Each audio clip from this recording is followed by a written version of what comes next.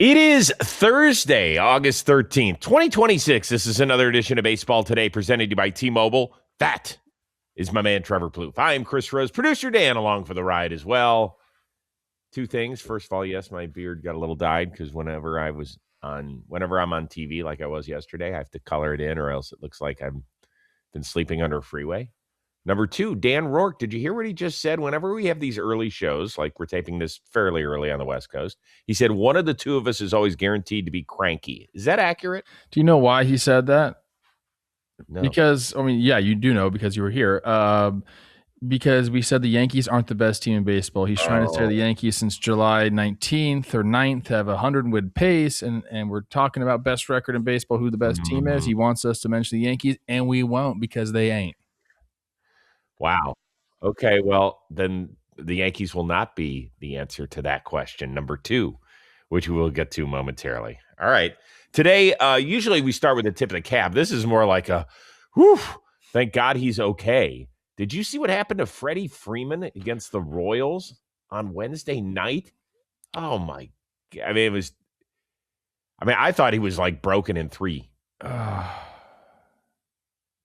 Yeah, it's an aggressive play, maybe one you don't want him going after, really, if you're a Dodger fan. I'm glad he's okay because that could have been nasty. That could have been knee. That could have been arm. That could have been a lot of things could have gone wrong right there. And if people are saying, "Hey, where were the Royals to help him out?" It's just not really what happens. Plus, it's kind of in the far end of the dugout. It doesn't look like anyone was really even around there. No, so for people that are not familiar with the configuration of Dodger Stadium, it's not just the steps leading down to where the dugout is. That's an area where it's like 4 or 5 steps, then it flattens out a little bit, then there's more steps that take you down to the clubhouse. So if you hit it wrong, you're going down essentially 2 half flights of stairs. Freddie kind of laughed it off afterward when he met with the media. He said, listen, my shoulder's hurt, my wrist is hurt, all that. He goes, I'm sore, but I've cold tubbed. I feel okay. Is that one of those like unwritten rules maybe we got to change a little bit? Like, I think baseball players and athletes in general have been more caring as we've gotten older. It's not like win it all. Like guys helping him right there. Yeah.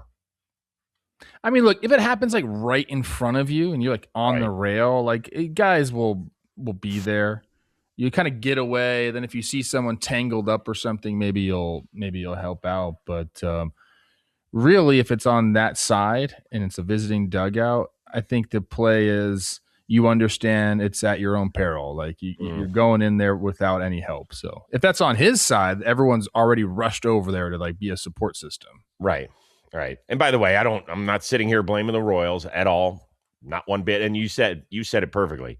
That part of the dugout, like guys don't hang out at the steps over there. Sometimes there's like a sad boy sitting on the top of the steps over there, maybe like sulking, or maybe a pitcher who's just like, eating gummy bears or something. Cause that's what they do. Eating gummy bears. You did not eat gummy bears while you were playing. No, was I a pitcher? No, those guys, they do their own thing.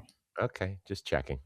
We're going to start it off with our most valuable moment. It is powered by Amazon. Just like Amazon helps you find the most value for every dollar during back-to-school season, we're going to break down the most valuable play from Wednesday's game between a team that was the best in baseball going into their series against the San Diego Padres, but they didn't leave that way because here's what stood out.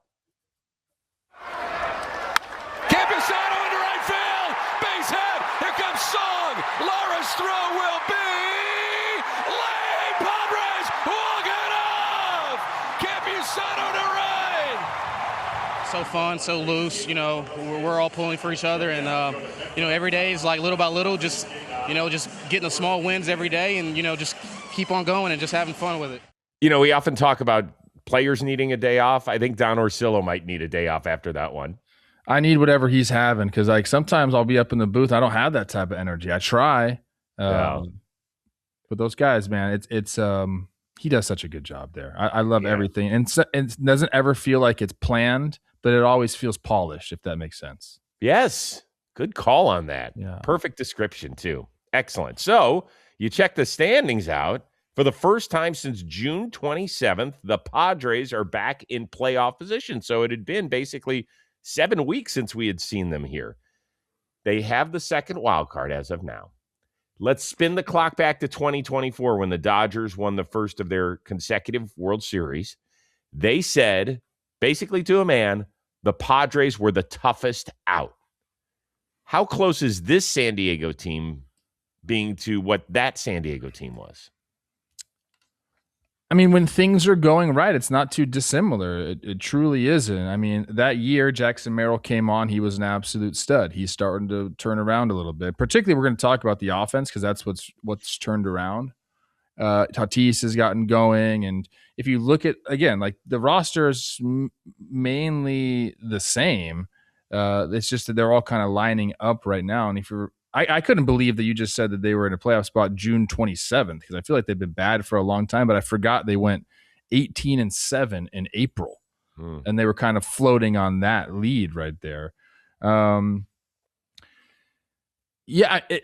like if you go back to the 2024 rotation, it was Michael King, it was Yu Darvish, and who am I missing? Dylan Cease.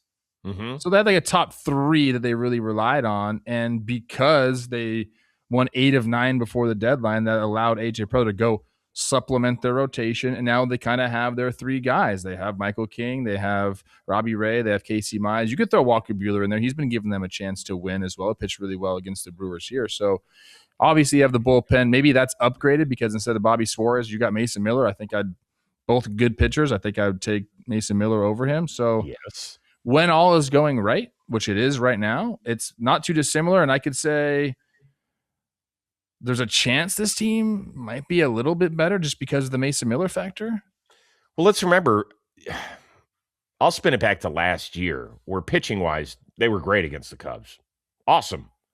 They couldn't freaking hit. Mm-hmm. So it all comes down to this lineup, and we've talked about this a bunch, that A.J. Preller, his hands were kind of tied offensively at the All-Star break. They pay so much money for this lineup that it's either these guys produce or not going anywhere offensively. And for the first 2.5 months, if not more, this offense was putrid. We're talking bottom 5 in the sport. Well, ever since they've kind of gone on this run, it's flipped. They've been top 5, top 7 in a lot of different categories. So I don't know what happened. I know it's a long season. I know you guys like the cliche when you play this game of check the back of my baseball card.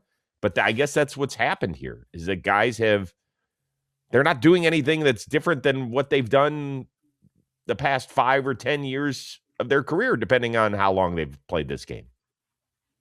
Yeah, I mean, offense is in a weird spot right now, I think, in our sport in general, where pitchers have just become so good and so I don't know. If you look around the league, everyone's got 3 fastballs. Everyone's got 2 different breaking balls. If they don't, they have incredible stuff. Like back-end relievers maybe have 3 pitches instead of 5. But like everyone is just kind of very difficult to game plan against, and the stuff is ticked up. So a lot of times when we're talking about offense, I'm like, all right, like there's going to be times in a season where it just ain't going to happen for you as a team. And I mean, that's been true throughout the history of baseball. Like you said, 162, it's going to happen. I think there are times where now – like it can be elongated just because of how good the pitching is, and guys get frustrated and the confidence goes, but it goes the other way too. A couple guys start hitting. It is contagious. You're able to win those games before the deadline. Your front office supplements your roster, and you're like, hell yeah, man. Like that kind of energy is needed, and the Padres have it right now. All right, I'll give you a couple stats, and then I want a period on this. They've won 15 of 19, 17 of 26 since the break. They have vaulted past 6 teams to land in that second wild card spot. Their odds of playing in October have soared from 7% to better than 60%. So that's kind of fun. With all that being said, with as many flowers as we are sending San Diego's way, where would you rank them right now in the National League power struggle? I mean, I have the top 3 teams in the divisions over them: Milwaukee, Atlanta, Dodgers. I have the Cubs over them, so at best they can be 5th. I still have the Phillies over them. Ooh. So that's 6. So really you're going, and I know I know the Phillies haven't been playing well as of late, right, but I still think they're a better team than them. Wow. And maybe I'm freaking wrong. We're about to talk about the Phillies. We'll get into it. Yeah. But I think right now I still would put the Phillies over them. And that puts them in contention with Arizona and I guess Miami. Yeah, well, I think it'll be an interesting list. I want people to put it together in our comments. Where do you have the Padres ranked National League power standings, power? I think the better question, Chris, and you can steal this if you want, where would you have them if they played in the American League? But they're not. I think that's a good question, though. Well, okay. Where would you put them? 4th. Oh, I'd like to know the 3 teams that are ahead of them. I would put Tampa Bay. I would put, and maybe all 3 American League East teams. I think might be there. Wow. Yeah, which is pretty crazy to think about. I think like the White Sox and them are a comparable roster. See, I don't think so. You think they're better? Yeah, because I think I put them 4th, so I had them over the White Sox. And I think they have the ability to be a better playoff team than regular season team because I love their bullpen. Do you have them over any of those 3 teams, the American East teams? The Red Sox are hard to gauge because they went on virtually a historic run. And other than that, they've been poopy. In the last week, they've been bad. So I have a hard time dealing with their lack of consistency. So I think I would say the only team. Well, no, you mentioned that they got off to a great April start. Okay, then they very good. And now they're back. Boston was terrible through July, whatever it was, or the beginning of July, then hit this incredible run. So they've had one ridiculous run. They weren't good, then bad, then good. Well, they were Padres 18-7 in April. Then they had 2 months under 500. Then they had one strictly at 500, and now they're 9-3. So they're very inconsistent. Yeah, but Boston is, like I said, I have a hard time judging when you're terrible for 2.5 months, then great for 6 weeks. I don't know. It's hard to tell. Tell you what, that'll be that'd be a really entertaining World Series. Red Sox, Padres would be awesome. Special shout out to our partners, by the way, at Amazon. Shop back to school at Amazon and spend less on your kids. All right. How about those Road Warriors, known as the Tampa Bay Rays? My goodness. First time in franchise history, they go perfect 9-0 on a road trip that long. By the way, and flip it out into left field for a hit. Liam Hicks drives it towards right center and going for a 3-run homer. Yeah, a lot of fun. Definitely a good first week with the team. Definitely went pretty well, so really happy with that. But yeah, just really fun group to be around, and it's really exciting what we're doing on the field. Okay, so really cool for Liam Hicks that he has not lost a game as a Tampa Bay Ray, which is awesome. And I mean this in the most polite way possible. I had never heard Liam Hicks talk before. And that's really like the tightest shot I've seen of him. Usually he's wearing a batting helmet on or he's wearing catcher's gear or something. So I've never really... He looks like a guy who won a contest to be a major leaguer for a day. Like he could have been sitting in section 117 and they were like, come on down. Put his face back up, Dan. And I mean that in the nicest way. What do you mean? That's okay. Liam Hicks is walking down the street. He walks past 20 people. Would one of them say, oh, yeah, that's a professional athlete? That's a lot of baseball players, though, Chris. It's a lot of baseball players. He looks like he could be going to his IT job. I don't know, man. I want you to stand next to him and we'll see. I don't think they're coming out west anymore. Well, maybe they'd like to after what they just did on this run through Colorado and Seattle and Sacramento. Oh, it's yeah, possible. He is 5'9". First of all, how impressed for a guy who has done plenty of West Coast trips in his career, going 9-0. Can you give us a little different perspective of what it means? I don't really care about the West Coast aspect. I never cared about like time zones. I truly didn't. I get that like once you're over there playing night games and maybe you're on East Coast time. So yes, you're starting late but dude, like you're young, like you're fine, dude. Like when you get to your age, maybe you get a little tired, but these guys are not your age, dude. You're mad at what I said about Liam Hicks. I see. I never was affected East Coast, West Coast. I mean, maybe my numbers said something different, but I didn't feel like it was a big deal. Now, like road trips in general and like going 9-0 on a trip, that's awesome. It's hard to sweep any series, let alone on the road. You don't have all the, the amenities that you would have, especially when you're going to Sacramento. They do as best they can there. But there's certain things that you can do at home that you can't do on the road. So I think that's the bigger deal here. But they've best record in baseball. Yes, they do. So let's move on to that. Do you think people are hesitant to say, okay, best record in baseball, but they're not? They're the best team? Come on. Why? Because they're in the American League. A couple different reasons. I think American League, we already have the Dodgers as like far and away the best roster. So any team that we say they're the best team in baseball besides the Dodgers, you're like, well, okay, like prove it. And then, yeah, it's small markets, kind of names that you don't know necessarily if you're just kind of a casual baseball fan, although they have some guys on there. I think a lot of people know Junior Caminero around the league. Other than that, maybe not. Right. So that's why they're hesitant, but should they be hesitant to say they're the best team in baseball? Probably. Yeah. It's okay to be hesitant with it. Just they are coming from the American League. I do think the Dodgers are still the clear-cut number one team in baseball. Are they a very good team? One of the best teams in baseball? Yes, you shouldn't be hesitant about saying that. They were already that before they had an incredible deadline. Wells has been great for him. Hasn't given him a run since he came over there. We're talking about Liam Hicks. He's won .NET since he came over. All these teams looking for catching help. I don't think anybody like not thinking about this guy. He goes there kind of in a sneaky move. Peralta, bad first start. This was a better one. He had a quality start here. So a great deadline for an already great team. They're definitely one of the best teams in baseball. There's no doubt about it. Yeah, I think that if you watch them enough, you will say, right, they're right up there.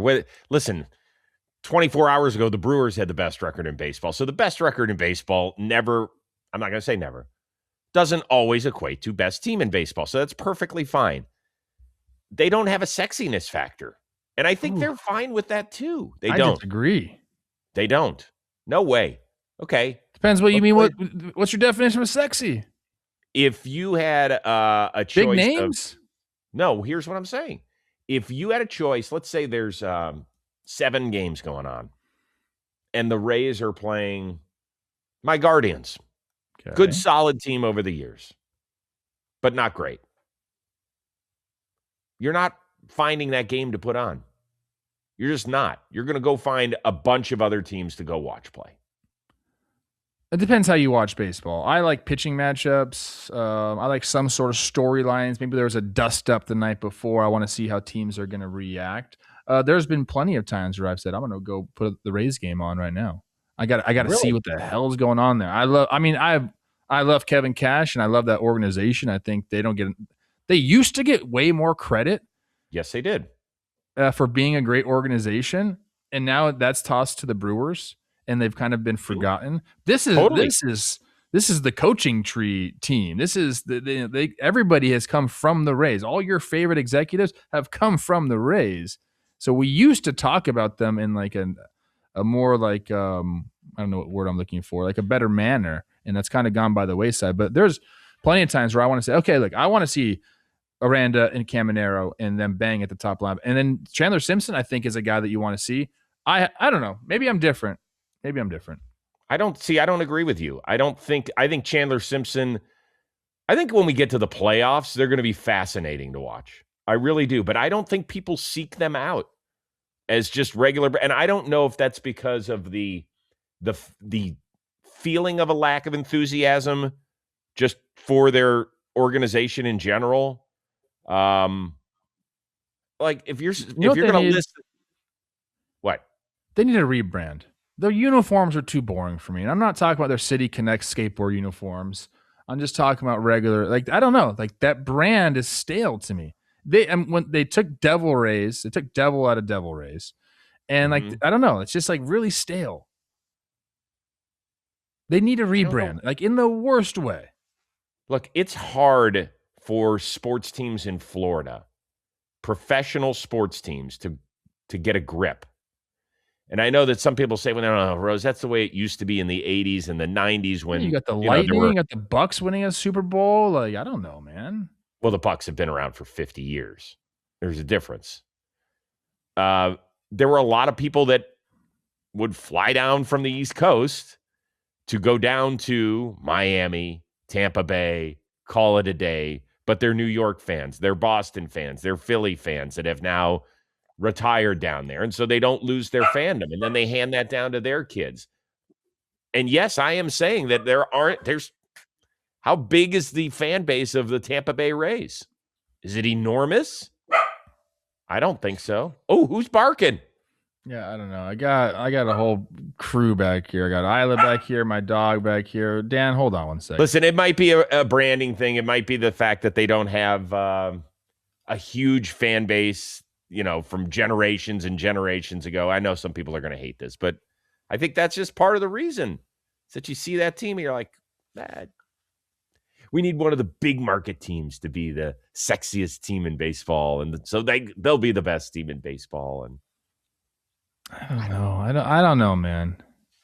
Maybe they need to do like a Hard Knocks with the Rays. Honestly, it would be a great place to do it. Like, screw the names, all that stuff. Like, that culture there is unique. Well, you just screwed your programming job for the future. Why? That's not happening. Why? Hey, here's my pitch. Take an organization where nobody knows their players, and they can't get a stadium built, and the place where they play right now is not great. No, and you can think like everyone else, Chris. I'll just do my own thing. I mean, we have enough of these big market teams. That's all. Our television screen is saturated with known commodities. Look at the freaking box office, dude. Running it back, movie after movie, all the same stuff. We need some real life. We need some originality. Okay. Yes. We need to start sending the Rays onto Love Island.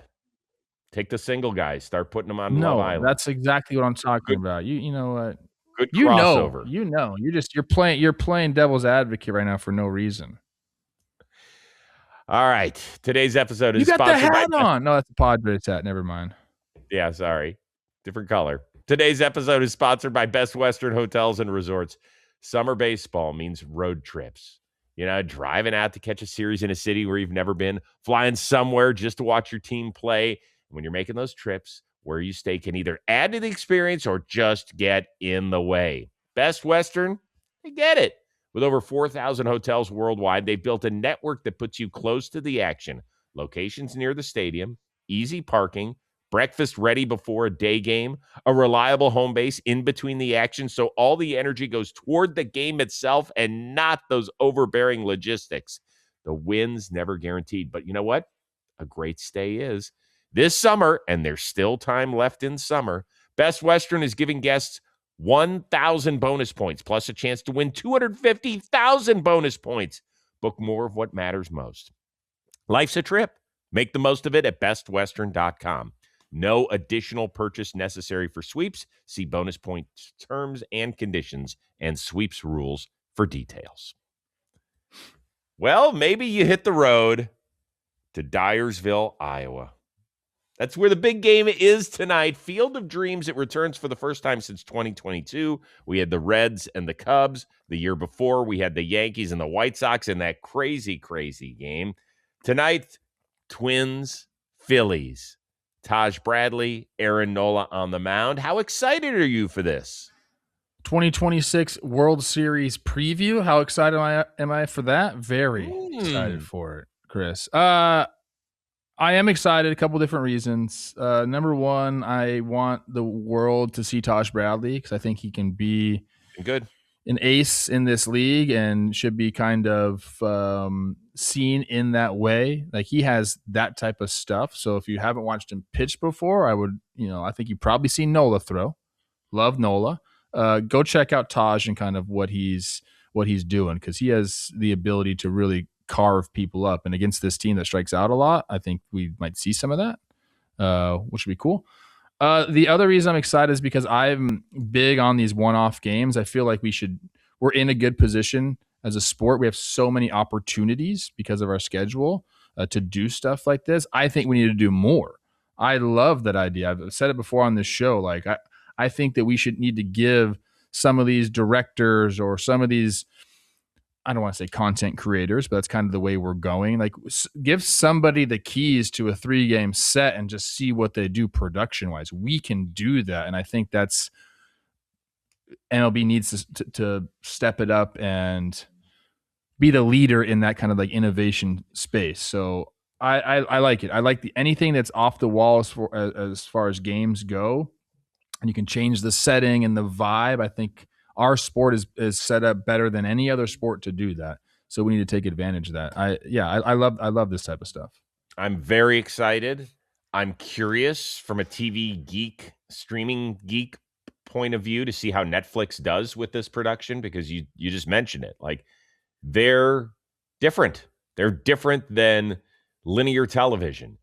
And look, game 1 of the year between the Giants and Yankees was a little bit all over the place. The home run derby, I didn't think was great. I thought they missed too many pitches. I didn't exactly know what they were we just wanted to see the ball being delivered from the batting practice pitcher. We didn't need to see all the artsy stuff. I'll be curious to see how this one is, because it's based on a book and a movie. And baseball's kind of the backdrop of telling that story. So now we actually have a game that matters to 2 teams that are in playoff contention, but it's one of 162, and it's going to be totally, I'm curious. First of all, I hope the weather's okay. I haven't even checked. I heard it might rain there. I don't know. They have a built-in rain day. The plan for the Twins, at least, is fly in, fly out. Well, that's what the Phillies are doing too. But, they have the built-in off day for this. You know how, so I guess to go back to my point a little bit, Star Wars Day or something like that within a stadium, and we'll have people dressed up in the stands that come and do it. Then on the pictures on the Jumbotron will be Plouffe Skywalker, and have all that stuff. Like, that is, you're scratching the surface with stuff like that, in my opinion. Like, having a real Star Wars Day where the broadcast is like that. They're doing something different with the production of the actual game. I think they could really get into that. Like, imagine who's the guy that does all who just did the Odyssey. What's his name? Christopher Nolan. Imagine giving Christopher Nolan the keys to a 3-game set and be like, build something out, whatever you want to do with the cameras, go. I think he'd be really up for it. And I think that we could draw crazy eyeballs if we started doing stuff like that. I've given that away for free, that idea, for the last 5 years. And I wish they would take me up on it and just start doing stuff like that. Because we have the ability to do it. Do we have any idea why they discontinued this game for the seasons that they did? I don't know. I mean, I dig it. I like it. I talked to Ryan Jeffers, who was on Dugout Discussions this week, the Twins. And I said, how excited are you? He goes, excited. He goes, the travel's not going to be fun because they are leaving this morning. It does make for a long day. But, I mean, you deal with that. It's the same thing with the Little League game. You fly in, you fly out. For them, that's even a longer day, I do believe, just because they're hanging out with all the Little Leaguers. But that's so important for grassroots and making baseball players accessible and all that sort of stuff. I'm super excited. I love the movie. I asked Jeffers if it was his favorite baseball movie, and he said no. I haven't watched it in so long. I know what happened, but I'm also not into it. I remember seeing it in the theaters when it first came out, and I teared up. I will admit I teared up, even as a youngster. And it was great. And I will stop and watch it if it's on MLB Network and I'm flipping around. I'm looking for something to watch. I'll put it on. I want to too. I think I've told you I'm going to do that and like watch it again. I just haven't. I've lied to you. Have you watched with Teddy? No. Oh, okay. You think? I don't know if he'd be into it. It's kind of slow, right? It is slow. It's very, very slow. It's tough for kids. Yeah, I could see that. It is slow, no question. But there are parts of it that are great. James Earl Jones, when Costner drops him off after he took him to the Sox game, and he circles the van around, and there's James Earl Jones with the headlights. Moonlight Graham, you saw it. Saw what, Ray? You saw it. Ease his pain. So, yeah. This is kind of cool. Netflix cut a little promo that I think y'all enjoy. If I were to have a catch with somebody on the field of dreams, it would definitely be my dad. My grandfather. Just growing up, having so much fun at his house, and I know he's proud of us and looking down on us, so that'd be the one. Definitely my dad. My dad. My dad? I think that would be nostalgic. He was my mentor growing up, so it's something to give back to him as well. I mean, same thing. I mean, just that memory of, him showing me the game and sports for the first time. But yeah, probably my dad. Tearjerker. Who would you have a catch with? I mean, yeah, probably my dad. Between him, my brother was a huge baseball influence on my life, but my dad was like coached me growing up and sacrificed a lot. My grandpa's passed away. I would love to, if I get to choose to bring him back to life and play catch, I'd probably go with Grandpa Al, who also is a massive, not a baseball influence on my life, but just like an influence. I was with him a lot growing up. So, yeah, both my parents were. My mom's been gone almost 20 years. My dad for 14. And my parents were old. They were 42 when they had me, which back then was really old to have kids. And so, but my dad would go out and play catch with me. It was mostly my brother Pete. He and I played a lot of ball in the yard. But I would also pitch tennis balls to my mom. That's awesome. And she would knock them on over into the Whitley's yard. Have to go get those things. So that was fun. I'd take either of them. For God's sakes, if I could bring them back for like 10 minutes, I don't know if I'd play catch with them. I think I'd want to just hug them for 10 minutes. I like that. If that makes sense. I'm thinking about having another kid. Should we have another kid? Time out. Is this true? I mean, not really. We just saw the Travis Barker documentary that's coming out, by the way, which is, I'm a music doc fan, but this is a really, even if you're not, I think it's an incredible documentary, and just he's done a lot of things in his life that you kind of forget about. If you don't know, drummer Blink-182, other bands as well. And he had a baby late in life with his now wife, Kourtney Kardashian, and like they had older kids and they have one. And then my other friends, Robbie and Alana, who they're raising Emerson, their son, and there's maybe like a 10-year age gap. And they are like, hey, like we're still like in the kid cycle, like keeps us young. I'm like, yeah, I kind of like that. I will say this as we take a quick left turn. Yeah, whatever. And everybody's situation is different. And I don't like it when people say, oh, you've got to have no. But I will say this. We had just had Josh, and I think it was before we had Brady, and my boss at the Best Damn Sports Show period, George Greenberg, who had older kids. I know George. He goes, we kick ourselves every day for not having a third. I'm just going to put that out there. And Michelle and I were talking about it last night. We're so sad we don't have a third child. We are so sad. So we should have had more. You're right. Olivia's still young enough. Heck yeah, she is. Are you kidding me? So are you, by the way, Pops. I mean, yeah. Let me know. Everything works. All right. Now we're getting into the wrong territory. Today's episode sponsored by Hims. Weight loss, it's hard enough without the right support behind it. Weight Loss by Hims now offers access to an affordable range of FDA-approved GLP-1 medications, including the Wegovy pill and the Wegovy pen. Wegovy, it is the first ever GLP-1 pill for weight loss. So That means no needles needed. You combine that with diet and exercise, it can help lose up to 20% of body weight. Everything happens online as well. That's nice. Connect with a licensed provider. If prescribed, medication ships right to your door. There's no insurance necessary. So the big question for you, are you ready to reach your goals? All you have to do is visit hims.com/baseball today to get a personalized, affordable plan that really gets you. That is Hims, HIMS.com/baseball today, hims.com/baseball today. Weight loss by Hims is not available in all 50 states. Wegovy is the registered trademark of Novo Nordisk A/S. To get started and learn more, including important safety information, Wegovy clinical study information, and restrictions, visit hims.com. On top of that, I want to just real quickly go back to Field of Dreams. Let us know how excited you are for that. Who you'd want to play catch with if you could for a couple minutes down there in Dyersville, Iowa. A lot of good stuff. All right, good for the Cardinals, who took a series from Philadelphia. They won games started by Sanchez and Wheeler on consecutive days. So what does that mean? Check the standings. The Phillies are tied with Arizona for that final wild card spot. 8 series coming out of the break. You've lost 6 of them. Can you get where you want to go? If that doesn't turn around? Yeah, not playing like that. We won't be. We got to turn it around.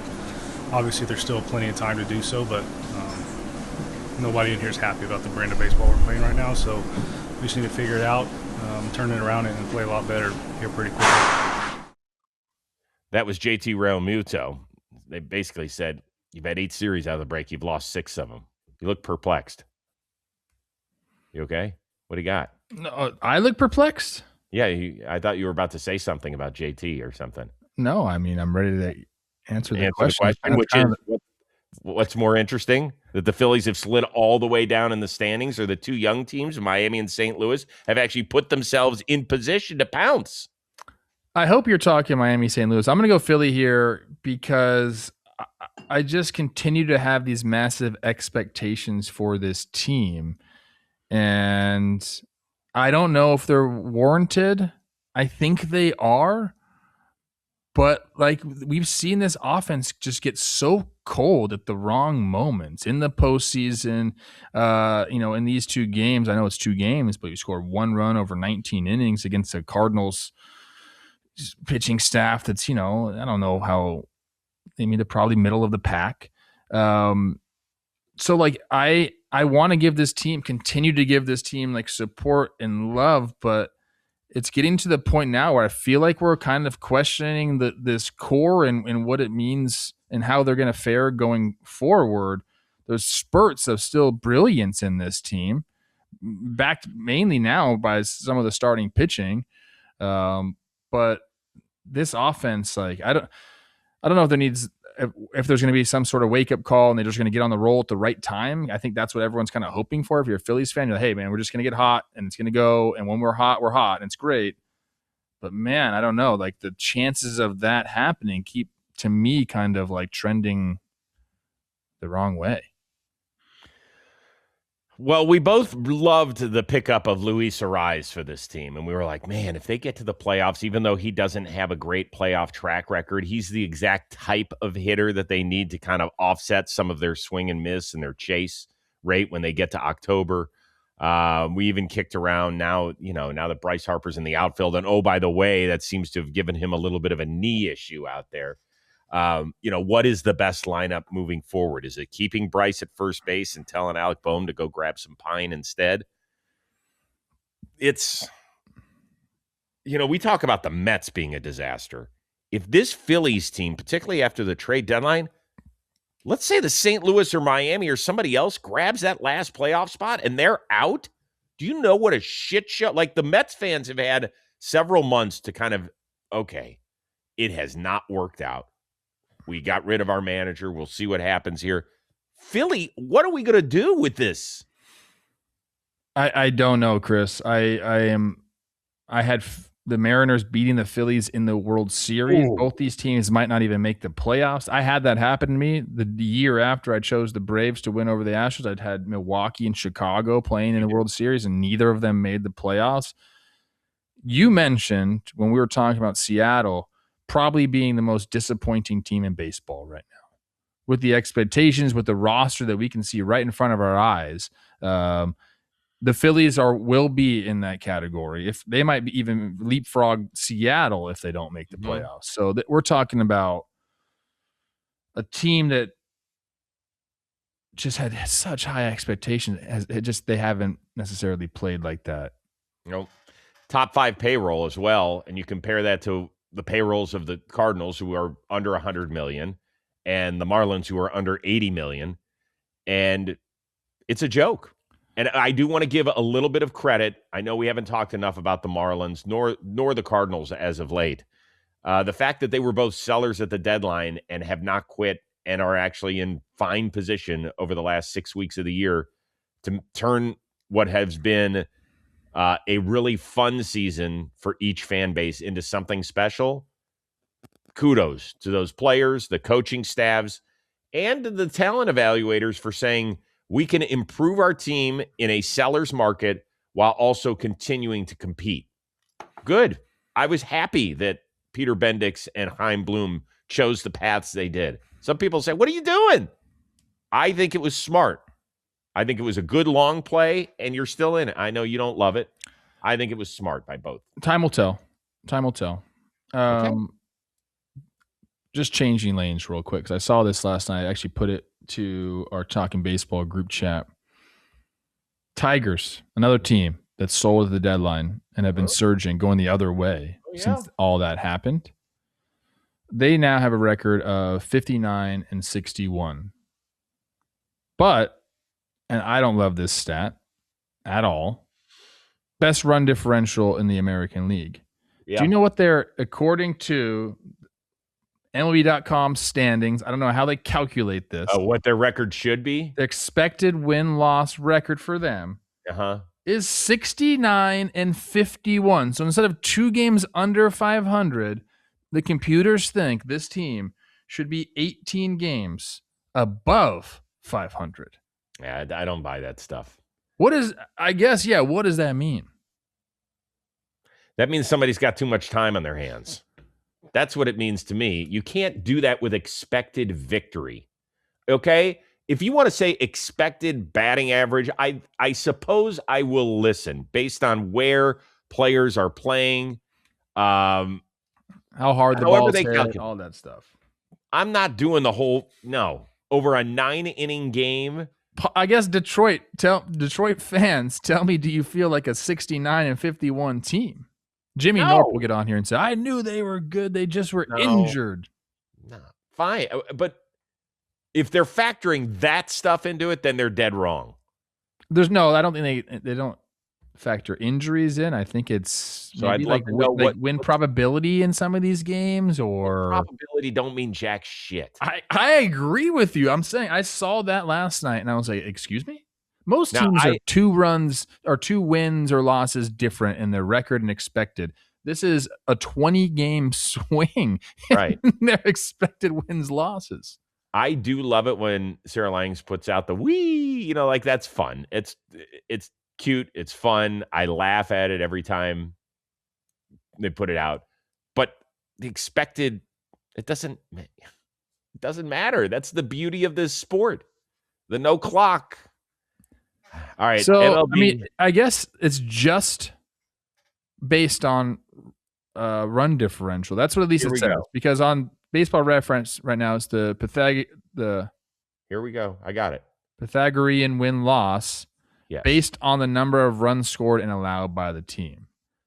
So if that's all we're talking about, that's insane because, again, and Glenn Perkins tries to argue for run differential. I'm like, there are teams, this is why I don't like it, because there are teams with a good back end of the bullpen and a really crappy rest of the bullpen. So like the days where you're not ahead and you're putting your crappy bullpen in and just gives up a bunch of runs, that changes everything. Like, I think that to me is the biggest indicator of like a weird, this separation.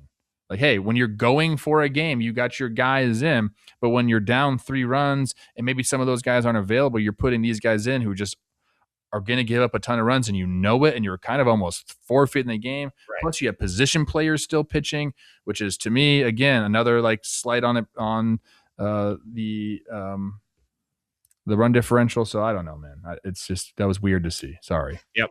Here it is. MLB expected win-loss record uses Bill James's Pythagorean expectation, which estimates a team's expected winning percentage based entirely on runs scored and runs allowed. So you nailed it. You nailed it. Philly fan, I want to hear from you. How you hanging in there? Comment section, please. We still have one other thing to get to, but first I want to talk to you a little bit about the experience of us going to stadiums, right? Plouffe has been to several stadiums this year calling Twins games. He's got a few more stops before his broadcasting season ends. I was down at Dodger Stadium yesterday. I'll be there today. I'll be at Angel Stadium in a couple of weeks as well. One thing I love is when people say hi, how much they love baseball today or dugout discussions or talking baseball or any of our other properties. It's great. We love it. And we also love to see them wearing John Boy Media merch in the crowd. It is so cool. And that reach is powered by Shopify's fulfillment infrastructure. That means products get to fans no matter where they are. So that reach, it doesn't happen by accident, people. The barrier to starting a real business has basically disappeared. There's no physical storefront needed. You don't need massive startup fund. You can build something from anywhere, right? We're in a new day and age and time. You need this, you need heart, and you need Shopify, because Shopify makes sure that people who find your product actually buy it. Shop Pay, we're talking about a one-click checkout, fewer abandoned carts, more completed orders, low barrier to get started, conversion built right into the platform. That's what makes this whole thing work. So do yourselves a favor. Start your free trial at shopify.com/today. All right, we talked about the Field of Dreams game tonight in Iowa, Phillies and Twins. Your buddy Royce Lewis, who I love, I can listen to him talk all day. He's so positive-minded, energy-filled, and I love the way he talks. Like, there's some guys who are just good storytellers. He is one of them. So he was asked about what he's looking most forward to, and he said, meeting Kevin Costner in person. They were like, he goes, well, I actually met Kevin Costner once, but it was kind of a weird story. Buckle up for this one, people. I'm excited to meet him in person. I have a funny story about him in the bathroom that I met him before. So we'll leave it at that, but tell us tomorrow after you talk to him. It was crazy, yeah. Well, I'll ask you about the story. Wait, so you met Kevin Costner in a bathroom? I was going in the Staples Center, Laker game, went to the bathroom, and obviously I'm just minding my own business. I'm looking in the stall, and all of a sudden this kid turns to me and he's peeing on my leg. And I was like, oh, and I look over and Kevin Costner goes, sorry about that, bud, hits me on the shoulder. And I never officially met him, but that's how I first saw him in person. So it was Kevin's son that peed on your leg? I can't confirm or deny who it was, but he said sorry for the kid, so I would assume it's someone that he's related to, yes.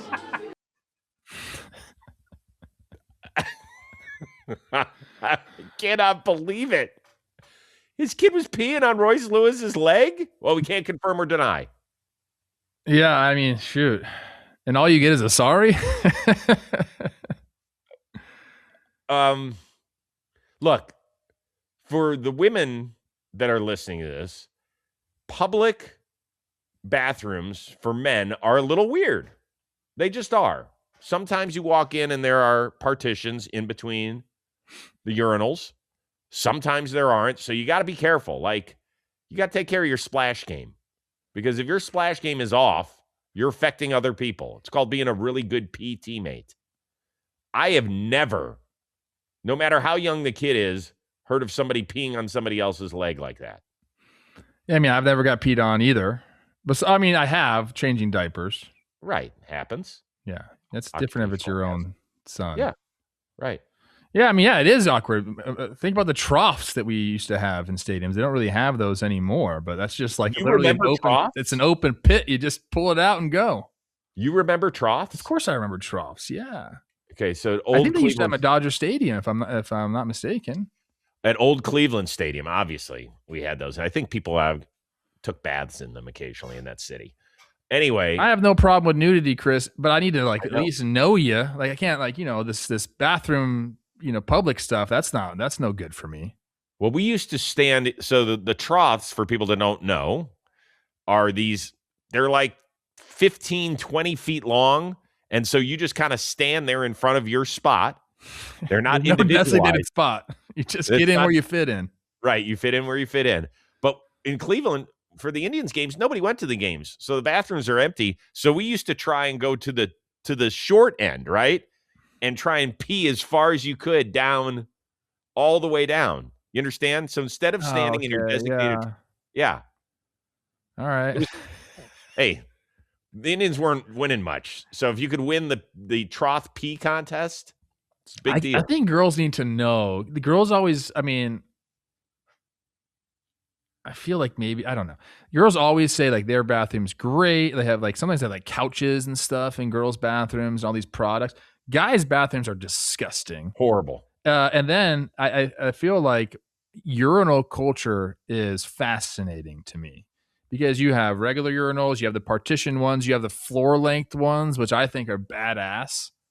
Give me a floor length urinal. And then they started having like the little shoe guards. If you go to a nice place, they have the shoe guards where you put your feet underneath glass or whatever it is, so you're not peeing on your shoes.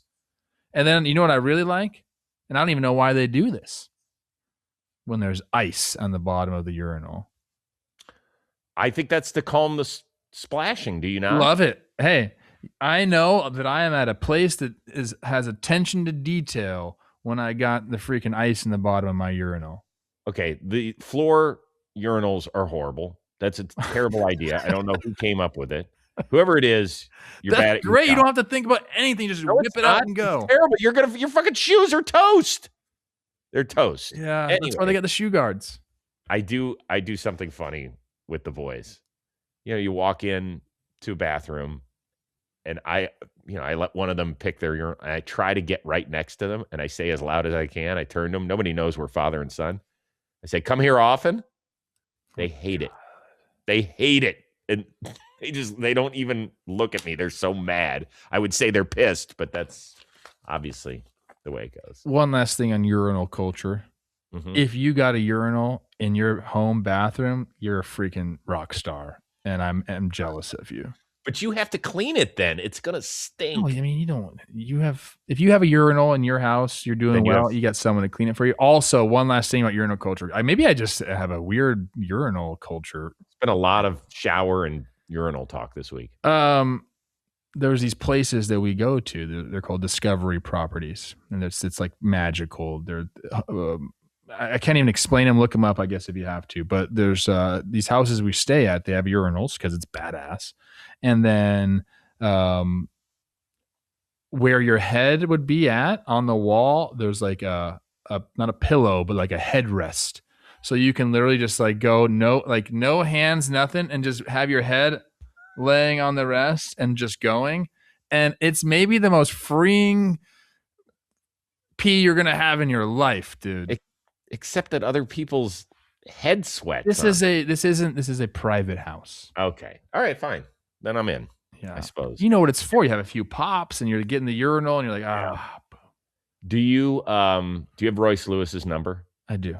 Then you text him. He has got to tell Kevin Costner that story. Dude, that story's going to make the rounds. Kevin Costner's going to hear about it for sure. Okay, good. Yeah, he has to. Yeah, Dustin Morris, if you're good at your job, which you are, bro, you already hooked that great. Up. He's great at his job. They should absolutely, and they should record it for us. I'm sure they will. I'm sure this will be a thing. Don't say I'm sure. Don't assume. Roy should go spill some water on Kevin Costner's leg. Like, oops, sorry. Costner's kid's probably like, some strapping young buck in his 20s now and whatever. Okay. This was fun. I am off tomorrow. I don't know what they're doing for the show. I'm off because I'm traveling to go call the Browns-Bears game. So make sure you tune into that on NFL Network over the weekend. It'll be a fun one. Enjoy the Field of Dreams game and the rest of the baseball slate on Thursday. For our one-of-a-kind producer, Dan Rourke, the uber-talented and urinal-talking Trevor Plouffe. I am Chris Rose. He will see you Friday here on Baseball Today, presented to you by T-Mobile.